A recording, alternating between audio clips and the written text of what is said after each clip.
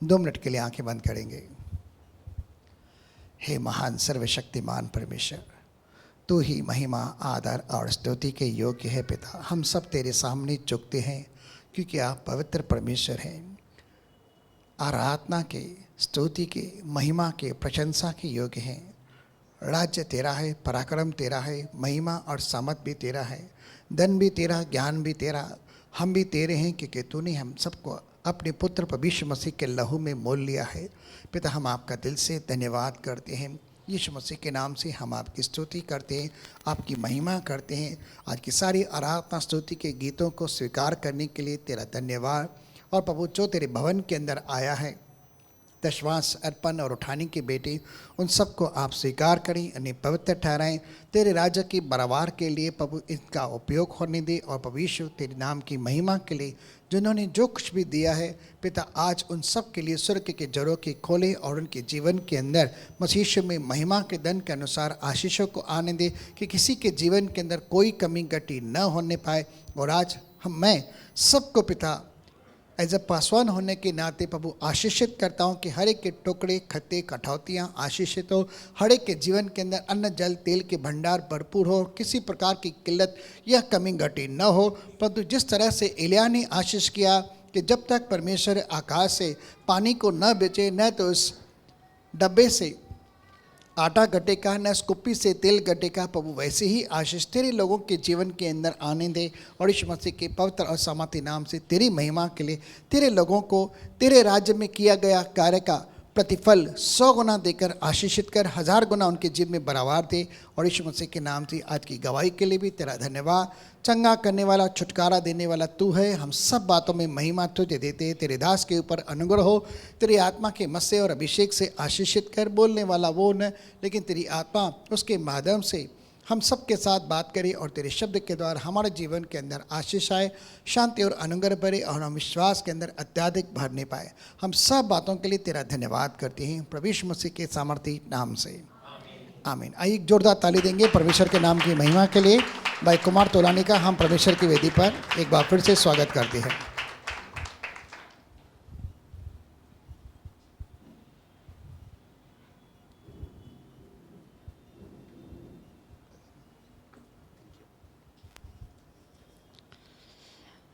यिर्मयाह 17 अध्याय 5 से लेके पढ़ेंगे।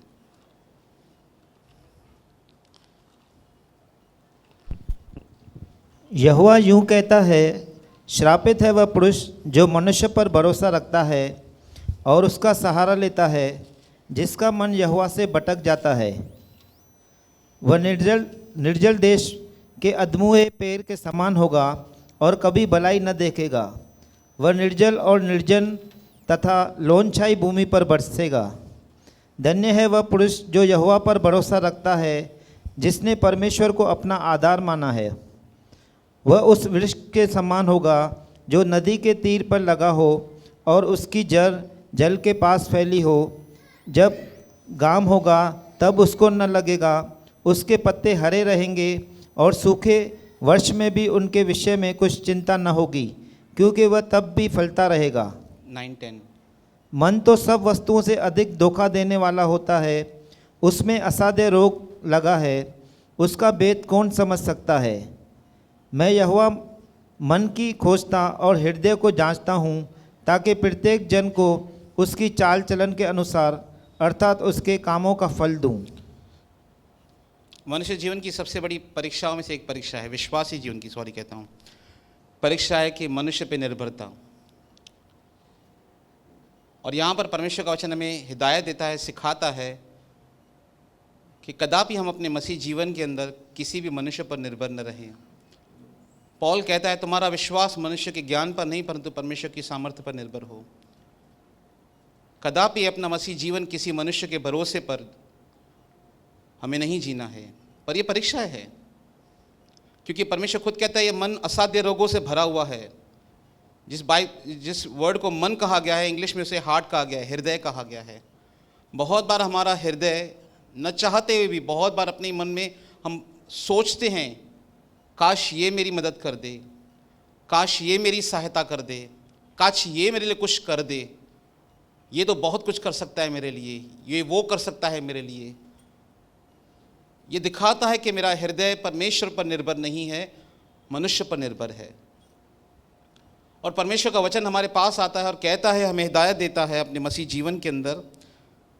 ये एक परीक्षा है एक मसीह की, और ये होता है, मेरे साथ तो हुआ है बहुत बार कि मेरे हृदय में ऐसे विचार आए कि मैं किसी मनुष्य पे भरोसा रखूं, किसी मनुष्य के ऊपर निर्भर हो जाऊं। सहायता मांगना गलत नहीं है, सहायता मांगना, सहायता पाना कोई गलत बात नहीं है। परमेश्वर का वचन भी कहता है, 1 कुरिन्थियंस 2 कुरिन्थियंस पॉल कहता है, तुम भी प्रार्थना के द्वारा हमारी सहायता करो।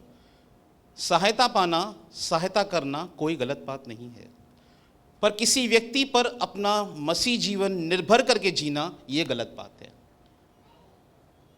परमेश्वर का वचन कहता है, प्रभु यूं कहता है, श्रापित है वह पुरुष, वो व्यक्ति जो मनुष्य पे भरोसा रखता है और उसका सहारा लेता है, जिसका हृदय परमेश्वर से भटक चुका है।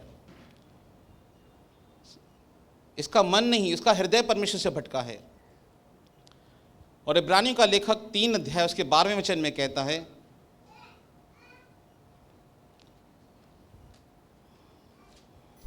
तीसरा अध्याय उसका 12वां वचन, हे भाइयों, चौकस रहो कि तुम में ऐसा बुरा और अविश्वासी मन न हो जो चौकस जीवित रहो। क्या कहो? सावधान रहो, क्योंकि ऐसा हो सकता है तुम्हारे साथ। चौकस रहो। और ये बात हमेशा बाइबल हमें बार बार हमारे लिए कहती है।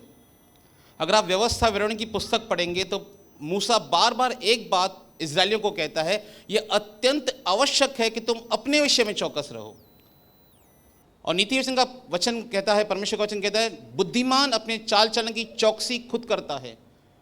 मुझे अपने थॉट प्रोसेस को देखना है, क्या मैं किसी मनुष्य पर निर्भर हूं? क्या मैं परमेश्वर की जगह किसी मनुष्य को दे चुका हूं अपने मसीह जीवन के अंदर? क्या मेरा भरोसा मेरे परमेश्वर से हट चुका है, मनुष्य पर आ चुका है? या परमेश्वर से ज्यादा मैं मनुष्य पे भरोसा रखता हूं, परिस्थितियों पर भरोसा करता हूं? चौकस रहो भाइयों, तुम में ऐसा बुरा और अविश्वासी हृदय न हो। इंग्लिश में लिखा है evil heart, evil unbelieving heart. जब कोई हृदय परमेश्वर पे भरोसा नहीं रख पाता है, वो एक विकेड अर्थात दुष्ट हृदय है। और अगर मेरे मन में ऐसे विचार आते हैं कि मैं परमेश्वर से ज्यादा किसी मनुष्य पर निर्भर हो जाऊं, तो मुझे क्या करना है? मुझे पश्चाताप करना है परमेश्वर के सामने कि प्रभु, मैंने आपसे जो स्थान मुझे आपको देना चाहिए था, मैंने मनुष्य को दिया, या मैं किसी मनुष्य पर निर्भर हो गया अपने मसीह जीवन के अंदर। मैं आपसे प्रार्थना करता हूं, मैं आपसे सहायता मांगता हूं प्रभु, मैं केवल और केवल आप पर निर्भर रहना चाहता हूं। पॉल फिलिप्पियों की पुस्तक 3 अध्याय में कहता है, we have no confidence in our flesh. एक विश्वासी को अपने ऊपर भी भरोसा नहीं रखना है। पॉल कहता है, मेरा विवेक मुझे किसी बात में दोषी करार नहीं करता, इससे भी मैं निर्दोष नहीं ठहरता। मेरा परखने वाला परमेश्वर है, मैं कंप्लीटली परमेश्वर पे भरोसा करता हूं। पॉल इस बात को कंप्लीटली समझ चुका था कि मेरा भरोसा परमेश्वर पर है, न कि मुझ पे खुद पर, किसी मनुष्य पर नहीं रखता। चलो ठीक है, मैं अपने आप पर भी भरोसा नहीं रखता, पॉल कहता है। पॉल कहता है 2 कुरिन्थियों की पुस्तक 3 अध्याय में, हम नई वाचा के सेवक हैं, और उस नई वाचा का सेवक हमें परमेश्वर ने दिया। ये योग्यता हमारी ओर से नहीं, परंतु परमेश्वर की ओर से है। हम जो मसीह में नई वाचा के सेवक बने हैं, विश्वासी बने हैं, इसकी योग्यता हमारी ओर से नहीं है, ये परमेश्वर की ओर से है। ये अनुग्रह है परमेश्वर का। और यिर्मयाह कहता है, श्रापित है वो मनुष्य, परमेश्वर कहता है उससे, यहोवा यूं कहता है, श्रापित है वह पुरुष जो मनुष्य पे भरोसा रखता है और उसका सहारा रहता है, जिसका हृदय परमेश्वर से भटक चुका है। इब्रानी में फिर से आएंगे, 3:12, जैसे 16:23 रोमन्स में लिखा है, जो कुछ विश्वास से नहीं वह पाप है। अगर मैं परमेश्वर पे भरोसा नहीं रख पा रहा हूं या वचन पे भरोसा नहीं रख पा रहा हूं, ये दिखाता है कि मेरे हृदय में अविश्वास है परमेश्वर के प्रति। ये हो सकता है कि विश्वास भी हो, अविश्वास भी हो। कुछ चीज़ों में अच्छा विश्वासी हूं, कुछ चीज़ों में अविश्वास बन जाता हूं। कि तुम में बुरा और अविश्वासी हृदय ना हो। यहां पर मन लिखा है, इंग्लिश में हार्ट लिखा है, हृदय। जैसे वचन लिखा है नीति वचन की पुस्तक उसके 4:23 में, हृदय सबसे अधिक अपने हृदय की चौकसी कर। अगर किसी की चौकसी करनी है सबसे अधिक, तो मुझे अपने हृदय की चौकसी करनी है। परमेश्वर का वचन कहता है सबसे अधिक अपने हृदय की चौकसी कर, क्योंकि जीवन का मूल सूत्र यही है। लिखा है जीवन के झरने यहां से निकलते हैं। असली जीवन जो निकलता है वो मेरे हृदय से निकलता है, आपके हृदय से निकलता है। प्रभु यीशु मसीह ने भी यही बात कही कि कोई बात किसी को अशुद्ध नहीं करती, मनुष्य का हृदय ही उसको अशुद्ध करता है, क्योंकि हृदय से ही कुचिंता निकलती है, हृदय से ही अविश्वास निकलता है, हृदय से ही गंदगी निकलती है। और परमेश्वर का वचन मुझे और आपको हिदायत देता है कि हम अपने हृदय की चौकसी करें।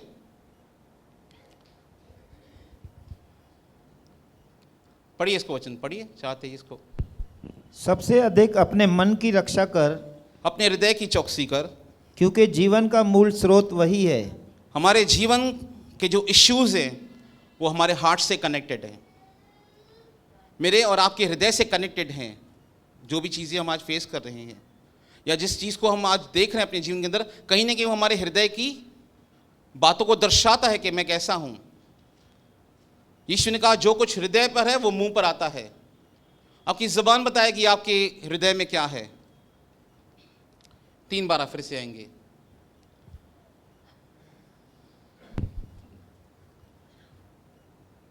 तुम में ऐसा बुरा और अविश्वासी हृदय न हो जो तुम्हें जीवित परमेश्वर से दूर हटाकर लेके जाए। अविश्वासी हृदय क्या करता है? वो हमको परमेश्वर से दूर हटाकर लेके जाता है। मेरी निर्भरता जो परमेश्वर पर होनी चाहिए वो परमेश्वर पर न होकर परिस्थितियों पर, मनुष्य पर, खुद पर आ जाती है बहुत बार। और अगर अविश्वास है तो अविश्वास एक समस्या नहीं, अविश्वास एक पाप है। इस संसार में मनुष्य जीवन में पाप आया तो उसका सबसे पहला सूत्र था अविश्वास, क्योंकि हवा ने परमेश्वर के वचन पर विश्वास न करके शैतान की बात पर विश्वास किया। उसने अविश्वास किया परमेश्वर पर और उसने शैतान पर विश्वास किया कि जो शैतान कह रहा है वो सही है और जो परमेश्वर ने कहा है वो उस पर उसे अविश्वास किया। इस पूरे ब्रह्मांड में जो पाप आया वो अहंकार की वजह से, पर इस संसार की बात मैं कह रहा हूं। मनुष्य जीवन में जब पाप आया तो उसका सबसे पहला सूत्र था अविश्वास। और शैतान यही बार बार चाहता है कि हम विश्वास से निकलकर अविश्वास में रहें। पौल खुद कहता है मैंने अपने विश्वास की रखवाली की है। और पौल कहता है उसने विश्वास की रखवाली कैसे की है। 2 तिमुथियुस के अंदर कहता है पवित्र आत्मा के द्वारा मैंने विश्वास की रखवाली की है। पौल कहता है हम सबको पवित्र आत्मा दिया गया है ताकि हम अपने विश्वास की रखवाली कर पाएं। और यह विश्वास यीशु मसीह के दिन जब प्रभु यीशु मसीह वापस आएंगे, पतरस कहते हैं आदर और महिमा का कारण ठहरेगा। क्यों वो परमेश्वर का वचन उसे श्रापित कहता है व्यक्ति को जो मनुष्य पे भरोसा करता है? क्योंकि उसका हृदय परमेश्वर से हट चुका है। यह हमारे साथ भी हो सकता है काफ़ी बार, पर उस समय हमने आपसे बातें करनी है। 17:5 फिर से आएंगे। जिसका हृदय परमेश्वर से भटक जाता है। 6 वह निर्जल देश के अधमुए पेड़ के समान होगा। वो कैसा व्यक्ति होगा? वह निर्जल देश के अधमरे पेड़ के समान होगा। हाँ, और कभी भलाई नहीं देखेगा। उस व्यक्ति के जीवन में कभी भलाई नहीं आएगी जो मनुष्य पे भरोसा करता है, अपना जीवन पे, मसीह जीवन पे। वो अपने जीवन में भलाई को नहीं देख पाएगा। क्यों? क्योंकि परमेश्वर पर नहीं, वो मनुष्य पे भरोसा करके बैठा है। आगे, वह निर्जल और निर्जन तथा लोनछाई भूमि पर बसेगा। वो ऐसे पेड़ के समान है जो रेगिस्तान के बीच में नमक की खाड़ी में लगाया गया है और कभी उन्नति नहीं पाएगा। पर आगे परमेश्वर का वचन हमें क्या हिदायत देता है? 7 वचन। धन्य है वह पुरुष जो यहोवा पर भरोसा रखता है। धन्य है वो व्यक्ति, धन्य है वो विश्वासी जो परमेश्वर पर भरोसा रखता है, जिसने परमेश्वर को अपना आधार माना है। जिसने परमेश्वर को अपना आधार माना है। हमारा आधार केवल एक ही है, परमेश्वर, और कोई नहीं है। परमेश्वर मनुष्य को इस्तेमाल करता है। कभी कभी परमेश्वर मनुष्य का इस्तेमाल करेगा आपके जीवन के लिए। इसका मतलब ये नहीं, परंतु हमारी पूरी निर्भरता किस पर होनी चाहिए? परमेश्वर पर। बहुत बार परमेश्वर ने मनुष्य का, अपने लोगों का इस्तेमाल किया दूसरों के जीवन के अंदर, पर परमेश्वर पर हमारी कंप्लीटली निर्भरता होनी चाहिए हमेशा। परमेश्वर ने मूसा का इस्तेमाल किया इस्राएलियों के मध्य में, पर निर्भरता किस पर थी होनी चाहिए? परमेश्वर पर, न कि मूसा पर। धन्य है वो व्यक्ति जो प्रभु पर भरोसा रखता है, जिसने परमेश्वर को अपना आधार माना है। और वो व्यक्ति कैसा रहेगा? वह उस वृक्ष के समान होगा। वो उस वृक्ष के समान, उस पेड़ के समान होगा जो नदी के तीर पर लगा हो और उसकी जड़ जल के पास फैली हो, जब घाम होगा तब उसको न लगेगा, उसके पत्ते हरे रहेंगे और सूखे वर्ष में भी उनके विषय में कुछ चिंता न होगी, क्योंकि वह तब भी फलता रहेगा। कितने लोगों ने ऐसे पेड़ों को देखा है जो हमेशा नदी के किनारे लगे रहते हैं? नदी के किनारे आप ज़मीन को देखिए, उसके 2, 3, 4, 5 किलोमीटर तक वो ज़मीन हमेशा हरी भरी रहती है, चाहे कितनी भी धूप हो। अगर आप कभी आपको मौका मिले, आप पूना की ओर जाएंगे ट्रेन में, तो जैसे ही आप कामशेत स्टेशन क्रॉस करेंगे, कामशेत स्टेशन के लेफ्ट साइड एक नदी है, और जैसे ही नदी को आप देखेंगे ना, उसके उस पार देखेंगे 12 ही महीने आपको वहाँ पे हरियाली दिखाई देगी। क्यों? क्योंकि नदी क्या करती है, भूमि को कंटिन्यू सींचती रहती है, उसको मॉइस्चर देती रहती है, बारिश आए या नहीं आए वो कंप्लीटली उसको पानी देती रहती है जो पेड़ की ज़रूरत है। और जब हम परमेश्वर पर निर्भर रहते हैं, परमेश्वर का वचन कहता है वो वृक्ष के समान होगा जो परमेश्वर पे भरोसा करता है और जिसने परमेश्वर को अपना आधार माना है, किसी मनुष्य पर अपना आधार नहीं रखा उसने। वो उस नदी के किनारे, वो उस वृक्ष के समान होगा जो नदी के किनारे लगा हो, उसकी जड़ जल के पास फैली है। जब धूप होगी, जब समस्या आएगी, जब अकाल आएगा, जब विपत्ति आएगी, तब उसको नहीं लगेगी। विपत्ति भी आएगी, उसको नहीं लगेगी। समस्या आएंगी, समस्या लगेगी नहीं उसे, क्योंकि उसकी कंप्लीटली जो भरोसा है अपने परमेश्वर पर है। बाइबल इस बात का गवाह है। बाइबल पुराने नियम में और नए नियम में भरी पड़ी है इस बातों से कि कैसे लोग परमेश्वर पे भरोसा करते थे और परमेश्वर उनको छुड़ाता था। न जाने कितने एग्जाम्पल्स हैं बाइबल के अंदर। अगर आप राजा दाऊद का एग्जाम्पल ले लें, वो परमेश्वर पर भरोसा रखता था और परमेश्वर ने उसको छुड़ाया हमेशा। न जाने कितने राजा थे, यहोशापात था, जितने लोग भी परमेश्वर पे भरोसा करते, चाहे अब्राहम था, जो लोग परमेश्वर पे भरोसा करते थे परमेश्वर हमेशा उनको प्रोवाइड करता था। अब्राहम, इसहाक और याकूब, दादा, बेटा, पोता, इन तीनों की लाइफ में 2 चीज़ें कॉमन है। इन तीनों के लाइफ में अकाल आया। अब्राहम के टाइम में अकाल आया, याकूब के टाइम भी अकाल आया, इसहाक के टाइम भी अकाल आया। इन तीनों की पत्नियां बांझ थी। सारा बांझ थी, रिबेका बांझ थी, राहेल बांझ थी, पर तीनों के जीवन में परमेश्वर ने काम किया। अकाल के समय परमेश्वर उनको खिलाया, परमेश्वर उनको फलवंत किया। इसहाक को तो इतना फलवंत किया अकाल के समय में, बाइबल बताती है उसका राजा वहां का डर गया कि तू इतना फलवंत हो गया हमारे यहां से। और बाइबल बताती है तीनों की पत्नियां बांझ थी, पर तीनों को परमेश्वर ने संतान दी। ये दिखाता है कि उनके जीवन में वो कंप्लीटली परमेश्वर पे भरोसा करते थे। इसका मतलब ये नहीं उन्होंने मिस्टेक्स नहीं की अपने जीवन के अंदर, उन्होंने मिस्टेक की, उन्होंने गलतियां की, पर वो निर्भर हमेशा परमेश्वर पर रहते थे। आप उनकी जीवन शैली को पढ़ सकते हैं, अब्राहम, इसहाक और याकूब की जीवन शैली को पढ़ सकते हैं। तब उसको न लगेगी, उसके पत्ते हमेशा हरे रहेंगे। वह सूखे वर्ष में भी, अकाल के समय भी, समस्याओं के मध्य में भी उनके विषय में से कुछ चिंता नहीं होगी, क्योंकि वह तब भी फलता रहेगा। मसीह जीवन का मतलब ये नहीं कि समस्याएं नहीं आएंगी। जैसे मैंने आपको बताया, इन तीनों के जीवन में समस्या आई, अब्राहम, इसहाक और याकूब के तीनों की लाइफ में अकाल आया, तीनों की पत्नियां बांझ थी, पर उसके बाद परमेश्वर उनको वहां से बाहर निकाला उन परिस्थितियों से। और उसके बाद परमेश्वर का वचन कहता है 9 और 10, हृदय 9 पढ़ेंगे। मन तो सब वस्तुओं से अधिक धोखा देने वाला होता है। हृदय सबसे अधिक धोखादायक है हमारा। बहुत बार हमारा हृदय परमेश्वर पर ट्रस्ट नहीं कर पाता है, उसके वचन पर ट्रस्ट नहीं कर पाता है। हृदय सबसे अधिक धोखादायक है। हाँ, उसमें असाध्य रोग लगा है, उसमें बीमारी लगी है। हाँ, उसका भेद कौन समझ सकता है? उसका भेद कौन समझता है? परमेश्वर ही। परमेश्वर कहता है मनुष्य मुख को देखता है, मैं हृदय को जांचता हूं। परमेश्वर हमेशा हमारे हृदय को चेक करता रहता है। भजन संहिता 11 में लिखा है, उसकी पलकें निरंतर मनुष्य की संतानों को परखती रहती हैं। परमेश्वर हमेशा परखता है कि मेरा विश्वास, मेरा भरोसा किसी मनुष्य पर है या परमेश्वर पर है। मैंने अपने जीवन में बहुत बार पश्चाताप किया है जब मेरे मन में केवल थॉट आया है।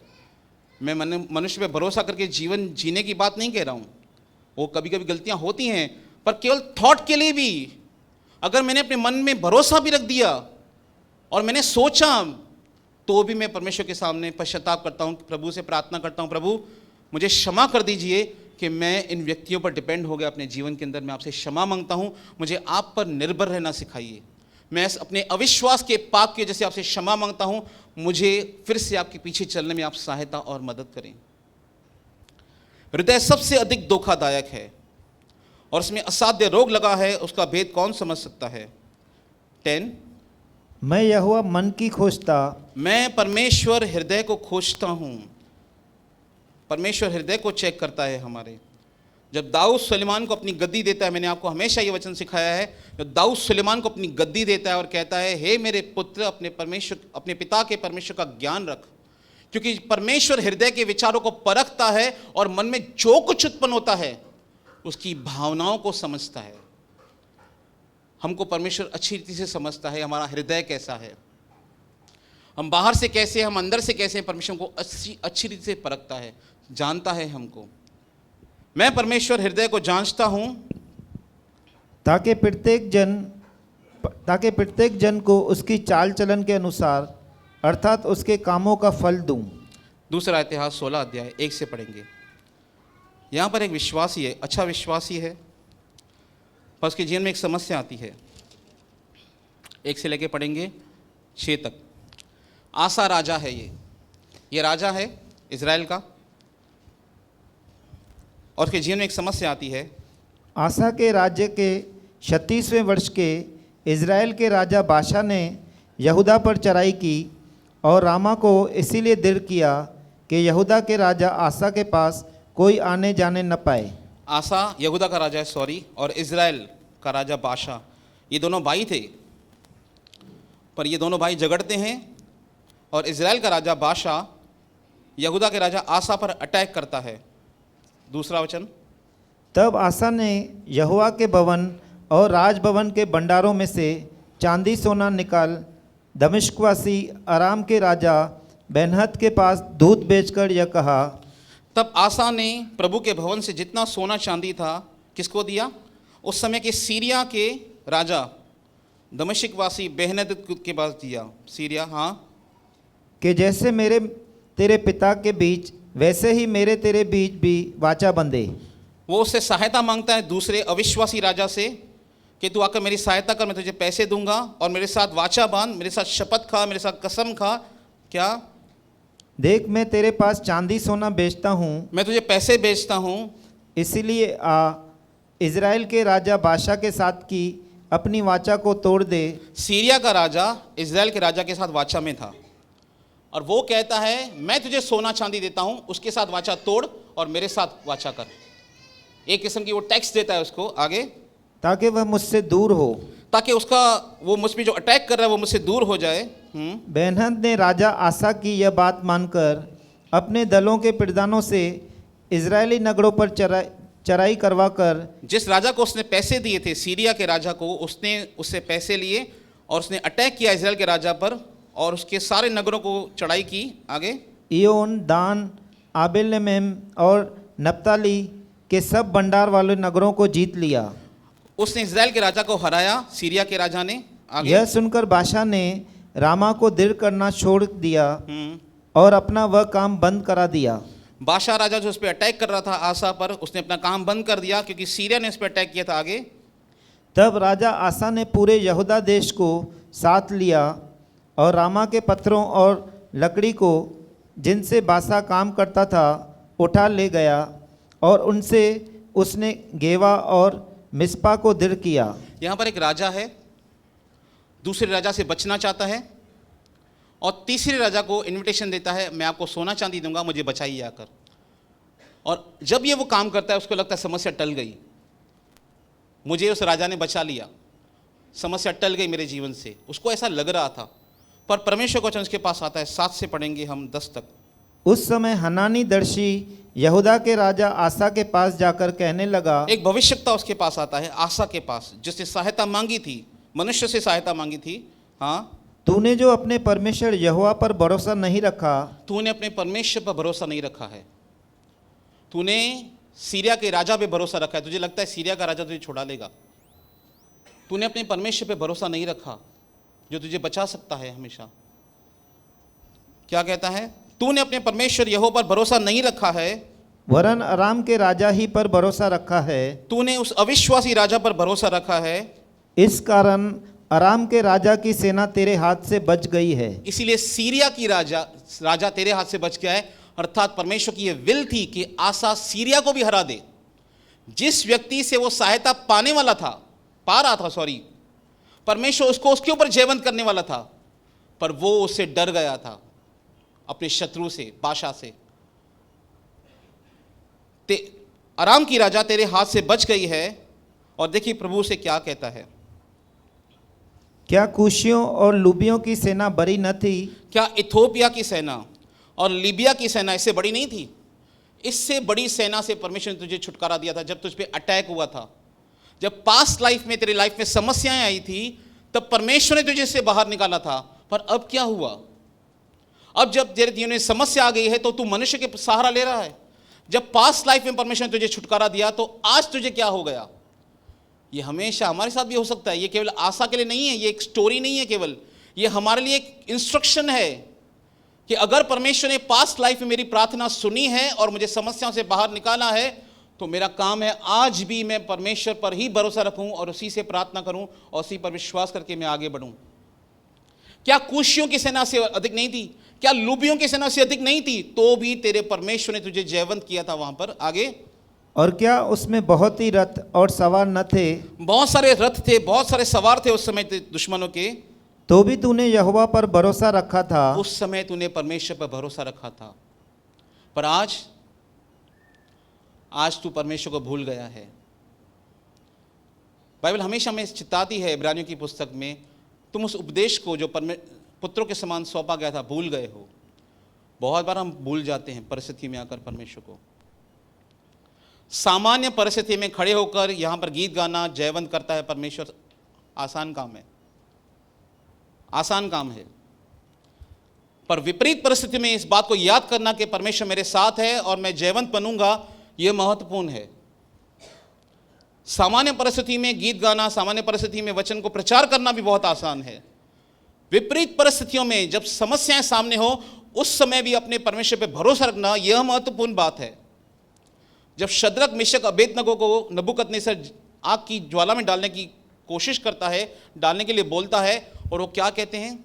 हमारा परमेश्वर, हमारा भरोसा हमारे परमेश्वर पर है, वो हमको बचाएगा। और अगर वो नहीं भी बचाएगा तो भी राजा, हम तेरी खड़ाई हुई मूर्ति के सामने दंडवत कभी नहीं करेंगे। वो कंप्लीटली परमेश्वर पे भरोसा करते थे, शद्रक, मेशक और अबेदनगो। कल्पना करने से दूर है कि सामने 7 गुना आग की बट्टी जलाई गई हो, 7 गुना मृत्यु सामने खड़ी हो, और आपको कहा जाए कि यीशु मसीह का इनकार कीजिए नहीं तो आपको आग की भट्टी में डाला जाएगा। और बाइबल बताती है उनको जुराबे पहनाए गए थे, निटिंग्स कपड़े पहने थे। निटिंग एक फैब्रिक आता है, सिल्क और निटिंग ऐसा फैब्रिक आता है, जैसे ही आग में जाता है वो स्किन से चिपक जाता है। जो हमारे सॉक्स आते हैं ना, वो निटिंग फैब्रिक के बनते हैं। जैसे ही आग उसे पकड़ती है निटिंग फैब्रिक को, वो स्किन से चिपक जाती है और छोड़ती नहीं है। और शद्रक, मेशक और अबेदनगो को निटिंग फैब्रिक, वहां पे लिखा हुआ है, इस फैब्रिक को लगाकर उनको बांधा गया था और आग की ज्वाला के अंदर डाला गया था, और वो आग की ज्वाला 7 गुना भड़काई गई थी। पर उन्होंने परमेश्वर पर भरोसा रखा, उन्होंने उस खड़ाई हुई मूर्ति के सामने दंडवत नहीं किया।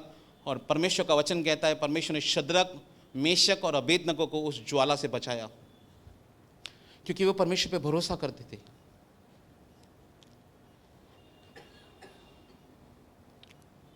तो भी तूने यहोवा पर भरोसा रखा था, इस कारण उसने उनको तेरे हाथ से कर दिया था।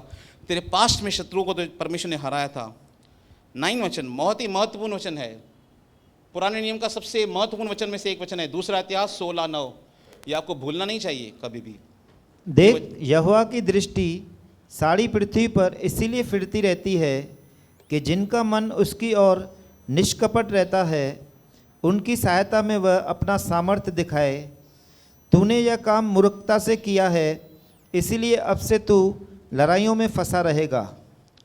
लिखा है, देख प्रभु की दृष्टि सारी पृथ्वी पर फिरती है, घूमती है। प्रभु की दृष्टि पूरब से पश्चिम तक घूमती है। परमेश्वर का वचन कहता है किस लिए फिरती है? इसलिए फिरती रहती है कि जिनका हृदय उसकी ओर निष्कपट हो, जो हृदय से परमेश्वर पर भरोसा करते हैं, विश्वास करते हैं, उस पर निर्भर रहते हैं, उनकी सहायता में वो अपनी सामर्थ्य दिखाए। जो विश्वासी परमेश्वर पे भरोसा करते हैं, उनको बचाने में परमेश्वर अपनी सामर्थ्य को दिखाता है। ये शास्त्र में लिखा हुआ है, ये आपके साथ हुआ भी होगा पास्ट में, मेरे साथ हुआ है पास्ट में। जैसे मैंने हमेशा आपको अपनी बैंक की गवाही बताई है, जब मैं DRT कोर्ट बैंक में खड़ा था, डायरेक्ट रिकवरी ट्रिब्यूनल कोर्ट है, वो फोर्ट के अंदर है, जहाँ पे बैंक के सारे मैटर्स होते हैं। जब जज ने मुझे एक बात कही थी, बैंक अपनी कार्रवाई कर सकता है, और जब मैं बैंक के नीचे खड़ा था, मेरे खिलाफ डिसीजन आया था कि बैंक अपनी कार्रवाई कर सकता है, तब मैंने एक बात कही थी परमेश्वर से, मैं परमेश्वर का धन्यवाद करता हूँ। उस कोर्ट के नीचे जब मेरे फ्लैट के विरुद्ध ये इंस्ट्रक्शन दिए गए थे बैंक को कि आप अपनी कार्रवाई कर सकते हैं, तब मैंने वहाँ पर भी खड़े होकर प्रभु को धन्यवाद किया था कि मैं प्रभु का धन्यवाद करता हूँ। इस परिस्थिति में भी मैं परमेश्वर का धन्यवाद करता हूँ, और उस परिस्थिति से ही परमेश्वर ने मुझे बाहर निकाला और बैंक वालों के साथ सेटलमेंट हुई है। मैंने बहुत बार गवाही दी है। बहुत बार परिस्थितियाँ विपरीत आती हैं, पर उस विपरीत परिस्थिति में परमेश्वर हमको संभालता है। ये कल्पना से भी परे था मेरे लिए, क्योंकि जज ने कहा था 10 लाख का लोन था हमारा, उसने कहा 20 लाख भरो, बाद में देखेंगे क्या करना है। मैंने कहा लोन 10 लाख का, 20 लाख भरूं, बाद में सोचोगे क्या करना है, नहीं चाहिए बोला। मैं नीचे चला आया। मेरा वकील, 3 वकील मैंने किए, 3 वकील मैंने किए बैंक से फाइट करने के लिए। तीनों वकील बैंक के साथ मिल गए थे मुझसे फीस लेने के बाद भी। मेरे वकील मुझे हरवा रहे हैं, जज मेरे अगेंस्ट डिसीजन दे रहा है, पर उसके बाद भी परमेश्वर को संभाल रहा है। ये परमेश्वर ही कर सकता है, मनुष्य नहीं कर सकता। ये मनुष्य नहीं कर सकता, ये परमेश्वर ही कर सकता है, और कोई नहीं कर सकता। परमेश्वर पर भरोसा रखें। बहुत बार ऐसी परिस्थिति आएगी जैसे खत्म हो रहा है सब कुछ, पर प्रभु वहां से भी निकालता है, संभालता है।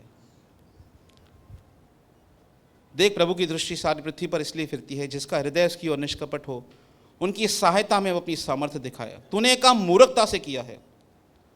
क्या है मूर्खता? कि तू परमेश्वर पर निर्भर न होकर मनुष्य पर निर्भर हो गया, तू मूर्ख है। मूर्खता की बहुत बड़ी कैटेगरी है। जैसे अहंकार की, अनुग्रह की, नम्रता की बहुत बड़ी डेफिनेशन है, मूर्ख की बहुत बड़ी डेफिनेशन है। मूर्ख की सबसे बड़ी डेफिनेशन में एक डेफिनेशन आती है, वो परमेश्वर पर भरोसा रखना बंद कर देता है, मनुष्य पर निर्भर रहना शुरू हो जाता है। मनुष्य की सहायता पाने के लिए दौड़ता है, परंतु परमेश्वर से सहायता नहीं पाना चाहता। प्रभु से ज्यादा वो मनुष्य के पीछे भागना चाहता है। और हनानी कहता है तूने काम मूर्खता से किया। ये बेवकूफी भरा काम है कि तू अपने प्रभु को भूल गया, तो अपने परमेश्वर को भूल गया। तूने काम मूर्खता से किया है। और क्या कहता है आसा को? इसीलिए अब से तू लड़ाइयों में फंसा रहेगा। आज के बाद तू कभी लड़ाइयों से बाहर नहीं निकलेगा, हमेशा लड़ाइयों के बीच में रहेगा, क्योंकि तूने परमेश्वर पर भरोसा नहीं किया आसा, इसलिए तू हमेशा लड़ाइयों के बीच में रहेगा। आगे, तब आसा दसी पर क्रोधित हुआ। आसा को गुस्सा आया। उसे नम्र बनना चाहिए था। जब नातान ने दाऊद को पाप बताया, दाऊद हम्बल हुआ और उसने अपनी गलती को माना। पर आसा को जब उसकी गलती बताई जाती है, आसा क्रोधित होता है। जब भी कोई ऐसा वचन आपके सामने आता है जो आपके हृदय से कनेक्टेड है, याकूब कहता है उस वचन को नम्रता पूर्वक ग्रहण करे जो तुम्हारे प्राणों का उद्धार कर सकता है। अगर मैं उसके विरुद्ध रिबिल हो जाऊं, मैं उस वचन को ग्रहण न करूं, मैं कभी उस परिस्थिति से बाहर नहीं निकल सकता। मैं एज ए बिलीवर कभी उस परिस्थिति से बाहर नहीं निकल पाऊंगा अगर मैं वचन को नम्रतापूर्वक ग्रहण नहीं करता। अगर मेरा हृदय, वचन जो आ रहा है और मेरा हृदय उसको दिखा रहा है कि मैं कहीं गड़बड़ के अंदर हूं, और मैं स्वीकार नहीं करूं कि नहीं मैं गलत नहीं हूं, नम्र बने। अब हम सब के साथ गलती होती है, हम सब गलतियां करते हैं। ऐसा कोई व्यक्ति नहीं यहां पर जो गलतियां नहीं करता हो अपने जीवन के अंदर। ऐसा कोई बिलीवर नहीं, ऐसा कोई पास्टर नहीं, कोई ऐसा एपोस्टल नहीं है जो गलतियां नहीं करता अपने मसीह जीवन के अंदर। पर जैसे मैंने कहा है, अगर हमसे गलती हो जाए तो हमें क्या करना है? सॉरी बोलना है परमेश्वर को, क्षमा मांगनी है परमेश्वर से कि प्रभु मुझसे गलती हो गई, मैं मनुष्य पे भरोसा रखने लगा। परमेश्वर, मैं आपसे प्रार्थना करता हूं, आप मेरी सहायता और मदद करें।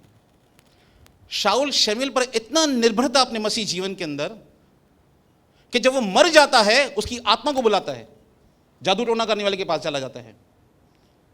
उसका परमेश्वर के साथ खुद रिलेशन नहीं था, वो खुद प्रार्थना नहीं करता था, वो कंप्लीटली शमूएल से प्रार्थना करवाता था, शमूएल पर निर्भर था, भविष्यवाणी करो, प्रार्थना करो, बस शमूएल शमूएल शमूएल। परमेश्वर उसके जीवन में नहीं था, जबकि वो विश्वासी था।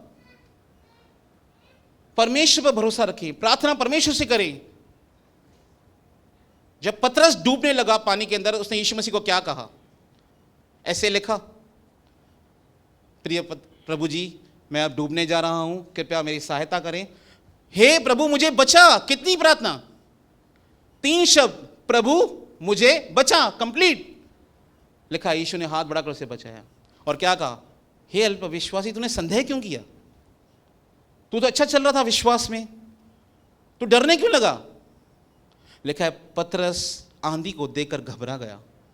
होता है, परिस्थितियां कभी कभी डराएंगी आपको, पर जब आप गिरेंगे, एक हाथ हमेशा हमारे साथ है। जैसा मूसा कहता है, अनादि परमेश्वर तेरा गृहधाम है और तेरे साथ सनातन भुजाएं हैं। एक हाथ है हमारे साथ परमेश्वर का, जो नेहम्याह के ऊपर था, हमारे साथ भी है। उस हाथ की सहायता में लगे कि प्रभु तू मेरी सहायता कर। आशा से सीखें, आशा की असफलता से सीखें। जब मुझे पैर का रोग हुआ और आशा को भी पैर का रोग हुआ था, तब मैं प्रार्थना कर रहा था परमेश्वर से। पढ़ेंगे इसको आगे। आशा को क्या हुआ? गुस्सा आ गया। तब आसा दस्यु पर क्रोधित हुआ, उसे गुस्सा आ गया और उसे काट में ठोकवा दिया, उसे काट में ठोक दिया हनानी को, क्योंकि वह उसकी ऐसी बात के कारण उस पर क्रोधित था। आज के समाज में हम ऐसे समाज में जी रहे हैं जहाँ पे प्रचारक लोग डरते हैं सच बोलने से। यूहन्ना बपतिस्मादाता ने जब हेरोदेस को देखा कि वो 2 पत्नियां रखता है, तो उसका मुंह पे सामना किया कि तू यहूदियों का 2 पत्नियां रखता है, बाइबल परमेश्वर के वचन के विरुद्ध जाता है, अपने भाई की पत्नी के साथ व्यभिचार करता है। उसके कारण उसको मारा गया। आज के प्रचारक डरते हैं सच बोलने से बहुत बार, विशेष करके वेस्टर्न कंट्रीज के पास्टर्स डरते हैं बहुत। 3-3 शादियां करने वाले राष्ट्रपति को भी बोलते हैं ये परमेश्वर का दास है, ये परमेश्वर का चुना हुआ है। डरते नहीं है परमेश्वर से। जो 3-3 शादियां कर चुका है और मसीह लोग फॉरवर्ड करते हैं, देखो इसके लिए प्रार्थना हो रही है। मूर्खता है। कोई इसको मुंह पर यह नहीं कहता कि तू व्यभिचारी है। हिम्मत नहीं है लोगों के अंदर परमेश्वर का वचन सुनाने की। इनको तब आसा दर्शी पर क्रोधित हुआ, काट में ठुकवा दिया। भविष्यवक्ता बनना आसान नहीं है। लिखना अपने आगे नाम के भविष्यवक्ता बहुत आसान है, प्रॉफिट दिस एंड दिस, ये बहुत आसान है। पर भविष्यवक्ता बनने के लिए मूल्य चुकाना पड़ेगा। यूहन्ना को अपना सिर देना पड़ेगा।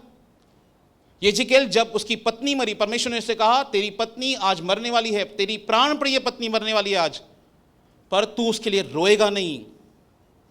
कल्पना कर सकते हैं आप, जिसके बहुत प्यार करते हैं और वो मरे, आपको पता चले आज मरने वाला है और आपको रोना भी नहीं है उसके लिए। भविष्यवक्ता ऐसे नहीं बनते नाम लिखने से, भविष्यवक्ता ऐसे बनते हैं मूल्य चुकाने से, सत्य बोलने से। जब आहाब के सामने भविष्यवक्ता को लाया गया और भविष्यवक्ता ने उसके विरुद्ध भविष्यवाणी की और आहाब ने कहा मैं जब लौटूंगा तो तुझे देखूंगा, अगर उसने कहा तू कभी लौटेगा ही नहीं, उसको जेल में डाल दिया गया। भविष्यवक्ता ऐसे नहीं बनते हैं नाम लेने से खाली।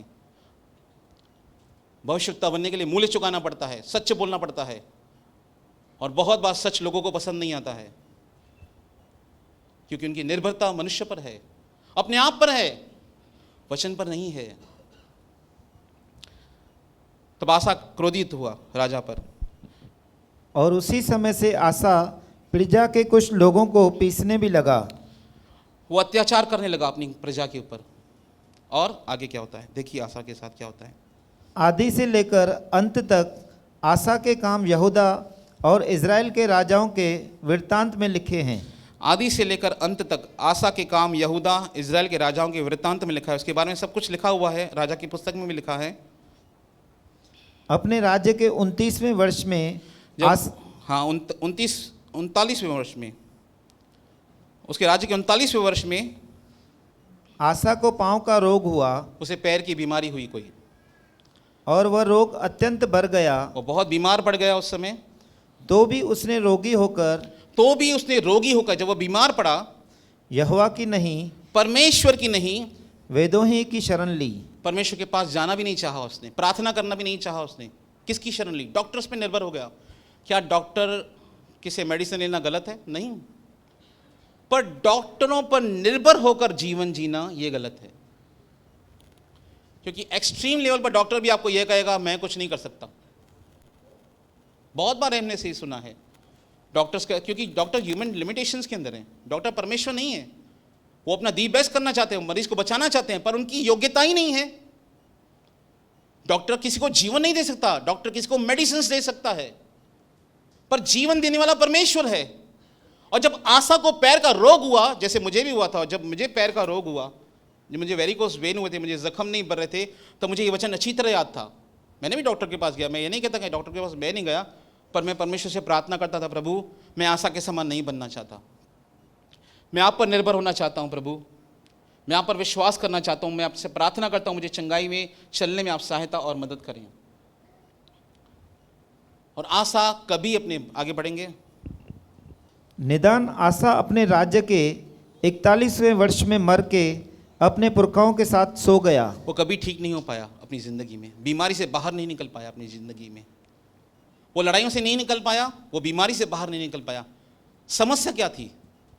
समस्या थी उसका परमेश्वर पे भरोसा नहीं रखना, मनुष्य पे भरोसा करना, गलती करने के बाद भी गलती स्वीकार न करना, क्षमा न मांगना परमेश्वर से कि मुझसे गलती हो गई, मुझे माफ़ कर दीजिए, मैं आपसे अनुग्रह मांगता हूँ, मैं आपसे प्रार्थना करता हूँ, मुझे सहायता कीजिए प्रभु। वो इस बात को भूल गया परमेश्वर की। वो इस बात को भूल गया था कि हमारा परमेश्वर अनुग्रहकारी परमेश्वर और दयालु परमेश्वर है। भूल गया था। अगर वो निन्वे के लोगों को क्षमा कर सकता है, अगर वो मनुष्य राजा जैसे लोगों व्यक्ति को माफ़ कर सकता, तो वो आसा को भी माफ़ कर सकता था। पर आसा परमेश्वर के पास गया नहीं, एरोगेंस के अंदर था, प्रार्थना नहीं कर रहा था। बीमारी के अंदर भी वो परमेश्वर से प्रार्थना नहीं कर रहा है। अगर आपके सामने बीमारी है तो क्या करें? अगर आपको मेडिसिन लेनी है आप ले सकते हैं, पर मैं आपको हिदायत देता हूं, आप परमेश्वर पे भरोसा करें, विश्वास करें परमेश्वर के वचन पर, कि प्रभु का वचन कहता है कि उसने हमारी बीमारियों के लिए कोड़े खाए, उसके कोड़े खाने से मैं चंगा हो गया हूं। और चंगाई कैसे मैनिफेस्ट होती है? जब तक मेरा हृदय इस बात की प्रतीति नहीं करता। हृदय से विश्वास किया जाता है, फिर बाद में मुंह से अंगीकार किया जाता है। अगर आपका हृदय विश्वासी है, वो वचन को रिस्पॉन्स करेगा। अगर आपके हृदय में विश्वास नहीं है, वो वचन को रिस्पॉन्स नहीं कर पाएगा, एक्सेप्ट नहीं कर पाएगा, वो ग्रहण नहीं कर पाएगा वचन को। अगर वचन परमेश्वर का आपके सामने आता है और ग्रहण नहीं कर पा रहे हैं, कहीं ना कहीं आपके हृदय में गड़बड़ी है, आपकी हृदय की जो ज़मीन है कहीं ना कहीं खराब है। तो क्या करें अगर हृदय की ज़मीन खराब है? तो परमेश्वर का वचन कहता है भजन संहिता में, तू भूमि की सुधि लेता है और उसको मेंह से नरम करता है। परमेश्वर एक अच्छा किसान है और उसे भूमि बनाने आता है। केवल अपने हृदय का समर्पण उसे दे। मैं नहीं कर सकता हूं, मैं आपसे सहायता मांगता हूं, मेरा हृदय अविश्वास कर रहा है, विश्वास करने में मेरी सहायता करें। जब दुष्टात्मा ग्रस्त व्यक्ति के बच्चे के पिता ने उससे कहा, प्रभु मैं विश्वास करता हूं, मेरे अविश्वास का उपाय कीजिए, यीशु ने उपाय किया उसके अविश्वास का, और उसके बेटे से दुष्टात्मा निकाली यीशु मसीह ने। अगर आपको वचन आ रहा है और रिस्पॉन्स नहीं कर पा रहे, विश्वास नहीं कर पा रहे हैं, तो कहीं ना कहीं आपके हृदय में विश्वास की कमी है, अविश्वास है। और अगर अविश्वास है तो मुझे परमेश्वर के सामने दीन बनना पड़ेगा, नम्र बनना पड़ेगा कि प्रभु मैं प्रार्थना करता हूँ मुझे विश्वासी होने में, जिसे प्रभु यीशु मसीह थोमा से कहते हैं, अविश्वासी नहीं विश्वासी बन। और थोमा तो देखकर विश्वासी हुआ था, और यीशु मसीह ने कहा धन्य हैं वे लोग जो मुझ पर बिना देखकर विश्वास करेंगे। भजन संहिता 146 3, 4, 5।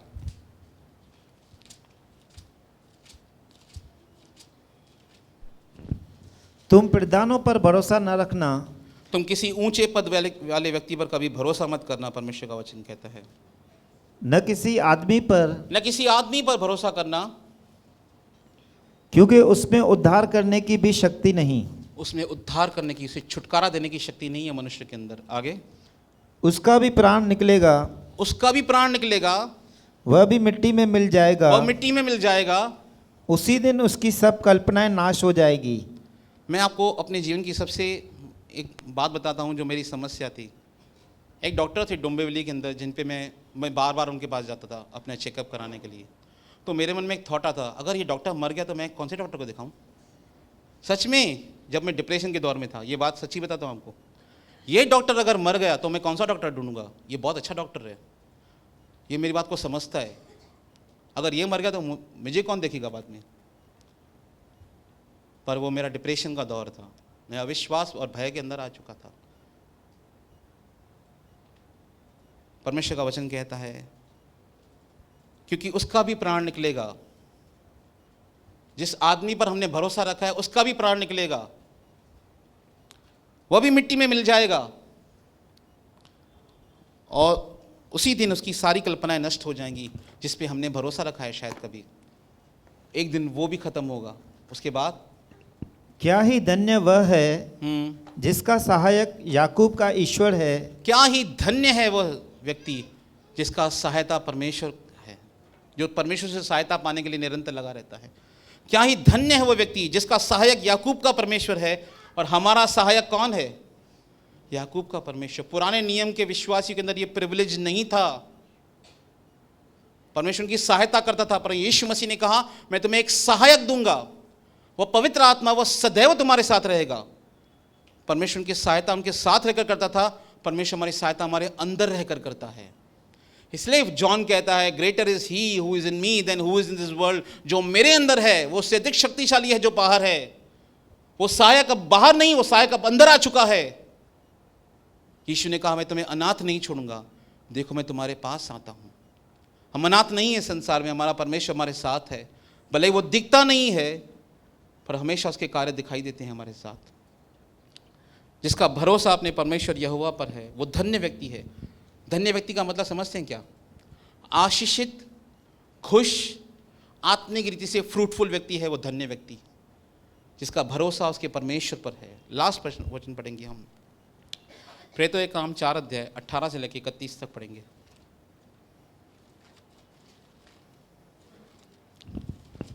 तब उन्हें बुलाया और यहाँ पर प्रथम कलीसिया का निर्माण होता है और एक बड़ी चंगाई होती है पतरस और यूहन्ना के द्वारा।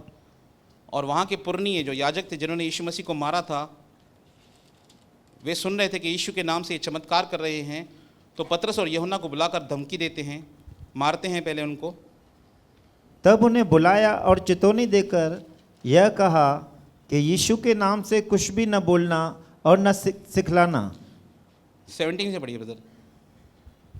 परंतु इसीलिए कि यह बात लोगों में और अधिक फैल न जाए, कि चंगाई हो गई, ये बात फैलने न पाए, हीलिंग हो रही है यहाँ पे, ये फैलने न पाए, हम उन्हें धमकाएं। उनको धमकी देने लगे।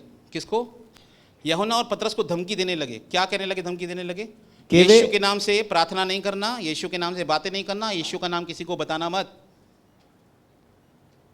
यीशु के नाम से प्रार्थना नहीं करना, यीशु के नाम से चंगाई मत करना, यीशु का नाम किसी को बताना मत। उनको धमकी दी। आगे, कि वे इस नाम से फिर किसी मनुष्य से बातें न करें। कि किसी मनुष्य से बातें मत करे। धमकी मिली इनको, मारा भी गया पहले। तब उन्हें बुलाया और चितौनी देकर यह कहा कि यीशु के नाम से कुछ भी न बोलना और न सिखलाना। यीशु के नाम से कुछ मत बोलना, कुछ मत सिखाना। ये बात आज नहीं हुई है, 2000 साल पहले भी हो चुकी है। आज नहीं हुई है, केवल 2000 साल से हो रहा है ये बात। आगे, परंतु पतरस और यूहन्ना ने उनको उत्तर दिया, पतरस और यूहन्ना ने क्या कहा? कि तुम ही न्याय करो। तुम ही न्याय करो, तुम ही इस बात का डिसीजन लो। यहूदियों से कहते हैं कि क्या यह परमेश्वर के निकट भला है कि ये परमेश्वर के निकट भला है, हाँ, कि हम परमेश्वर की बात से बढ़कर तुम्हारी बात माने। हम तुम्हारी बात से बढ़कर परमेश्वर की बात से बढ़कर तुम्हारी बात माने। वो कहता है ये हमसे हो नहीं सकता, क्योंकि यह तो हमसे हो नहीं सकता। ये हमसे हो नहीं सकता। क्या नहीं हो सकता उनसे? कि जो हमने देखा है और सुना है, जो हमने वचन सुने हैं, जो हमने अपने जीवन में काम देखे हैं, वह न कहें। वो न कहें लोगों को। ये हो नहीं सकता कि हम भूल जाएं इन बातों को जो यीशु ने किए हमारे जीवन के अंदर। आगे, तब उन्होंने उनको और धमकाकर छोड़ दिया, उनको और धमकी दी। हाँ, क्योंकि लोगों के कारण उन्हें दंड देने का कोई दांव नहीं मिला, इसीलिए कि जो घटना हुई थी उसके कारण सब लोग परमेश्वर की बड़ाई करते थे। जो चंगाई वहां पर हुई थी, लोग परमेश्वर की आराधना कर रहे थे उसके विषय में। आगे, क्योंकि वह मनुष्य जिस पर यह चंगा करने का चिन्ह दिखाया गया था 40 वर्ष से अधिक आयु का था। वो 40 वर्ष से अधिक आयु का था। आगे 23 से लेके पढ़ेंगे। वे छूटकर अपने साथियों के पास आए, जब उनको आराधना से निकाला गया, धमकी दी गई, वो गए वहां से, और जो कुछ महायाजकों और पुरनियों ने उनसे कहा था उनको सुना दिया। इन दो लोगों ने जाके 120 लोगों को ये बात जाके सुना दी, या उस समय कुछ हजार लोग भी हो गए थे शायद। उन लोगों को बताया कि कलीसिया को जाके बताया, हमको धमकी मिली है कि यीशु के नाम से कुछ नहीं कहना। पर ये करते क्या हैं? यह चित्त सुनकर ये किसी के पास नहीं जाते, किसी पॉलिटिशियंस के पास नहीं जाते, उन्होंने एक चित्त होकर किसी पॉलिटिशियन के पास वो नहीं जाते। ऊंचे शब्द से परमेश्वर से कहा, वो क्या कर रहे हैं? यह सुनकर उन्होंने एक चित्त होकर क्या किया? हे प्रार्थना स्वामी, की, प्रार्थना की, परमेश्वर पे भरोसा रखा, मनुष्य पे भरोसा नहीं रखा, क्योंकि मनुष्य नहीं छुटकारा दे सकता हमको। उन्होंने ऊंचे शब्द से प्रार्थना की, हे स्वामी, तू वही है जिसने स्वर्ग और पृथ्वी और समुद्र और जो कुछ उनमें है बनाया। हे परमेश्वर, तूने ही आकाश और पृथ्वी की रचना की है, तू ही मालिक है परमेश्वर। हाँ, तूने पवित्र आत्मा के द्वारा अपने सेवक हमारे पिता दाऊद के मुख से कहा, तूने पवित्र आत्मा के द्वारा हमारे अपने सेवक दाऊद के मुख से ये कहा। क्या से कहा? ये भजन संहिता 2 में लिखा है कि अन्य जातियों ने हुल्लड़ क्यों मचाया अन्य जातियां हुल्लड़ क्यों मचाती हैं। हाँ, और देश के लोगों ने क्यों व्यर्थ बातें सोची। देश देश के लोगों ने क्यों ये व्यर्थ बात सोची। प्रभु और उसके मसीह के विरोध में पृथ्वी के राजा खड़े हुए और हाकिम एक साथ इकट्ठे हो गए। पृथ्वी के राजा इकट्ठा हुए यीशु के विरुद्ध, यीशु के सुसमाचार के विरुद्ध। पृथ्वी के राजा इकट्ठा हुए। यहां पे देखिए, प्रचार यहां पर हो रहा है, होता है, स्वाभाविक है, ध्यान डाइवर्ट होता है, पर यहां पर ध्यान दीजिए। प्रभु और उसके मसीह के विरोध में पृथ्वी के राजा खड़े हुए और हाकिम एक साथ इकट्ठे हो गए। और लिखा है भजन संहिता 2 में, वो जो स्वर्ग में है वो हंसेगा, सर्वशक्तिमान उनको ठट्ठों में उड़ाएगा कि मेरे विरुद्ध प्लानिंग कर रहे हैं, मेरे विरुद्ध। 2000 साल हो चुके हैं मसीहत को। कठोर से कठोर राजाए, उन्होंने मसीहत को खत्म करने की कोशिश की, और 120 लोगों से निकली हुई मसीहत आज 200 करोड़ तक पहुंची है, और कोई इसे रोक नहीं पाया है, क्योंकि ये ईश्वर का काम है, किसी मनुष्य का काम नहीं है। ये परमेश्वर का काम है। ये सुसमाचार स्वर्ग से मिला है, यीशु नाम स्वर्ग से आया है, और कोई मनुष्य उसे रोक नहीं सकता। और परमेश्वर प्रभु यीशु मसीह जब मृतकों में से जी उठे, उन्होंने क्या कहा? स्वर्ग और पृथ्वी का सारा अधिकार मुझे दिया गया है, अब इस पर यीशु मसीह का अधिकार है। परमेश्वर का राज्य आ चुका है और उसे कोई रोक नहीं सकता। न रोक सके थे, न रोक सके हैं, न कभी रोक पाएंगे। ये परमेश्वर का वचन कहता है प्रकाशित वाक्य में, उसका राज्य युगानुयुग रहेगा और कोई से रोक नहीं पाएगा। कठोर से कठोर व्यक्ति आएगा और इस सुसमाचार को कोई रोक नहीं पाएगा, इस ईश्वर के काम को कोई रोक नहीं पाएगा, क्योंकि ये काम मनुष्य का नहीं, ये ईश्वर का काम है। और अगर ये ईश्वर का काम है तो ईश्वर ही उसे आगे बढ़ाएगा, पर वो हमारे द्वारा बढ़ाएगा। डरे नहीं, मनुष्य पे भरोसा मत रखें, क्योंकि उनमें उद्धार करने की शक्ति नहीं है। जो काम इन्होंने किया वही हमारा काम है आज की तारीख में। प्रार्थना, घुटनों पर आना, परमेश्वर से प्रार्थना करना। क्या होगा हम नहीं जानते, परंतु प्रभु हमेशा संभालेगा हमें। आगे, क्योंकि सचमुच तेरे सेवक यीशु के विरुद्ध में जिसे तूने अभिषेक किया, जिसका तूने अभिषेक किया है, हेरोदेस और पिन्तियुस पिलातुस भी अन्य जातियों और इजरायलियों के साथ इस नगर में इकट्ठे हुए कि जो कुछ पहले से तेरी सामर्थ और मति से ठहरा था वही करे। अब हे प्रभु, उनकी धमकियों को देख। क्या कहते हैं प्रभु? देखो हमको धमकी दे रहे हैं। हे प्रभु, उनकी धमकियों को देख, और अपने धमकी दे रहे हैं। हाँ, और अपने दासों को यह वरदान दे। ये नहीं कहते प्रभु उनकी धमकियों को देख और कोई इनको ऐसा काम कर कि वो हमको कुछ न करें। वो कहते हैं उनको जो करना करने दो, हमको हिया दो सुसमाचार सुनाने का। ये प्रार्थना होनी चाहिए आज हमारी कि परमेश्वर की धमकियों को देख और हमको हिम्मत दे कि हम यीशु नाम का प्रचार कर पाएं और कदापि यीशु नाम का इनकार न करने पाए। मैं आपको एक बात कहना चाहता हूं, हमने उद्धार कैसे पाया? आपने और मैंने उद्धार कैसे पाया? पापों की क्षमा, मुक्ति कैसे पाई है? यीशु मसीह के नाम पर विश्वास करके। कैसे? विश्वास करके और अंगीकार करके। यीशु को अपना प्रभु जानकर हमने क्या किया है? कन्फेस किया है। यदि हृदय से विश्वास करे, मुंह से अंगीकार करे तो तू निश्चय उद्धार पाएगा। हमने पापों की क्षमा यीशु मसीह को प्रभु जानकर अंगीकार करके, अपने पापों से मन फिराकर और विश्वास करके कि परमेश्वर ने उसे मृतकों में से जीवित किया, इस बात पर विश्वास करने से हमें पापों की क्षमा मिली है। पर अगर मैं यीशु नाम का इनकार कर दूं कि मैं यीशु मसीह को नहीं मानता, तो मैं अनंत जीवन से वंचित हो सकता हूं। अगर मैं यीशु का इनकार कर दूं कि यीशु मेरा प्रभु नहीं है, तो मैं अनंत जीवन से वंचित हो रहा हूं। यह सबसे बड़ा मूल्य है। इसलिए आपको सिखाया जा रहा है कि कोई भी आपके विश्वास के बारे में आपको बोले, अपने विश्वास पर दृढ़ बने रहें, प्रार्थना करें। हमको मसीह में दृढ़ करने वाला हमारा परमेश्वर है। हम नहीं करते दृढ़ किसी को। कोई पास्टर, कोई एल्डर किसी आपको दृढ़ नहीं कर पाएगा। आपको अपने विश्वास पे कार्य करना पड़ेगा। पौल कहते हैं अपने अपने उद्धार का कार्य पूरा करते हुए जाओ। ये हर एक दायित्व तो हर एक विश्वासी का है। अपने विश्वास की रखवाली आपको खुद करनी है, मुझे नहीं करनी है। मुझे अपनी करनी है, आपको अपनी करनी है। अपने विश्वास की रखवाली आपको खुद करनी है पवित्र आत्मा के द्वारा। कि मैं मनुष्य से डरता हूं, अगर कोई मुझे कहे यीशु मसीह के पास नहीं जाने के लिए, मुझे इनकार करने के लिए कहे कि यीशु का इनकार कर, तो क्या मैं करूंगा? एक बहुत ही ओल्ड सॉन्ग है मसीहत के अंदर, हमने बहुत बार कलीसिया में गाया है।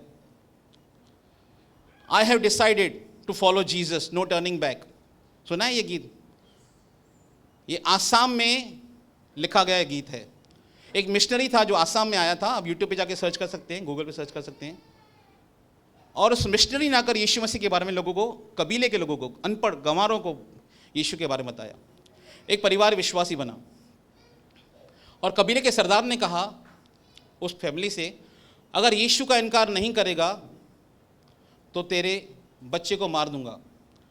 उसने कहा क्रूस मेरे आगे, संसार मेरे पीछे, मैं नहीं लौटूंगा। उसके बच्चे को मार दिया। फिर कबीले के सरदार ने कहा तेरी पत्नी को मार दूंगा अगर यीशु का इनकार नहीं करेगा। उसने कहा न कोई चले साथ, फिर भी नहीं मुड़ूंगा, नो टर्निंग बैक, पीछे नहीं मुड़ूंगा। उसकी पत्नी को मार दिया, अंत में उसको भी मार दिया।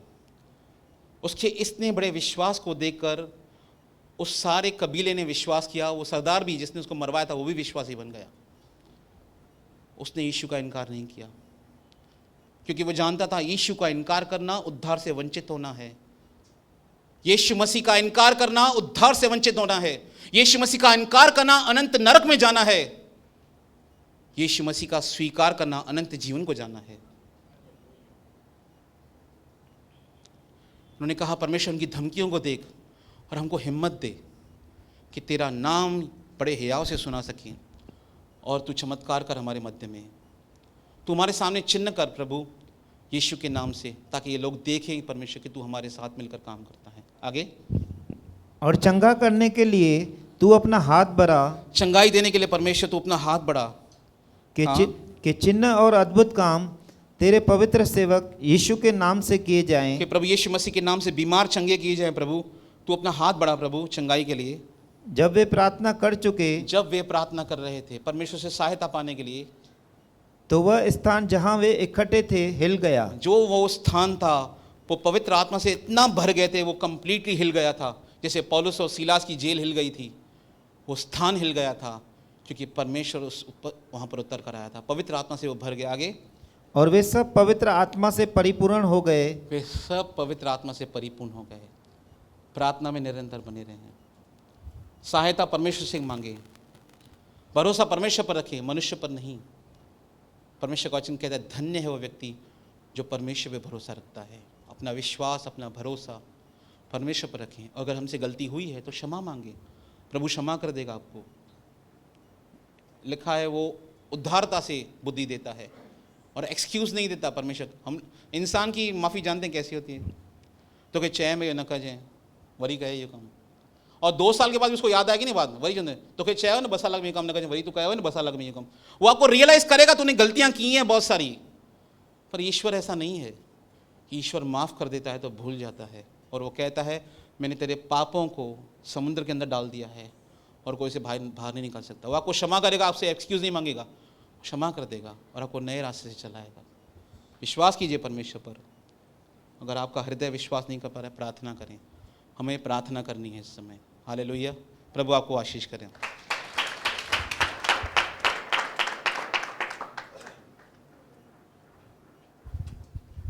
हालेलुया।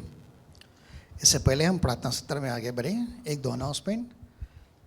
आने वाले रविवार यानी 29 मार्च को हम प्रभु भोज की विधि के अंदर सम्मिलित होने जा रहे हैं। यानी ये जो संडे रहेगा हम प्रभु भोज की विधि के अंदर सम्मिलित होंगे।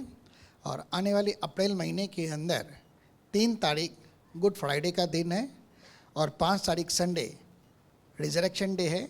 दोनों दिन हम मसीह यीशु का पर्व करके मनाने जा रहे हैं। आप सभी को मैं आमंत्रित करता हूँ। अगर आप और नए भाई बहनों को भी ले आना चाहते हैं तो आप बिंदास ले आ सकते हैं, क्योंकि उन दिनों के अंदर भी जो सभाएं होंगी बहुत ही आशीषित होगी। परमेश्वर की महिमा के लिए आज की सभा भी आशीषित है। ऐसी कोई सभा नहीं होती है जो आशीषित ना हो, ठीक है।